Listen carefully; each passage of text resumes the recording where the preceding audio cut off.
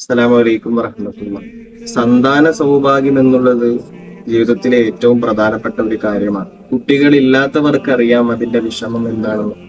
ഈ അടുത്ത് സൂറത്തുൽ ഫാത്തിഹയുടെ മഹാത്മ്യമായി ചില വരികൾ കാണാനിടയായി. ഏതെങ്കിലും ഒരു വ്യക്തി തന്റെ സുബഹിക്ക് മുമ്പുള്ള 2 റക്അത്ത് സുന്നത്ത് നിസ്കാരത്തിന് ശേഷം 41 തവണ പരിശുദ്ധമായ സൂറത്തുൽ ഫാത്തിഹ അതേ ഇരുത്തത്തിൽ ഇരുന്ന് ഓതി സുബഹി നിസ്കരിച്ചാൽ, ഇങ്ങനെ 44 ദിവസം തുടരെ തുടരെ ചെയ്യുകയാണെങ്കിൽ 44 ദിവസത്തിന് ശേഷം നല്ല ഒരു റിസൾട്ട് അതിലൂടെ നിങ്ങൾക്ക് ഉണ്ടാകും.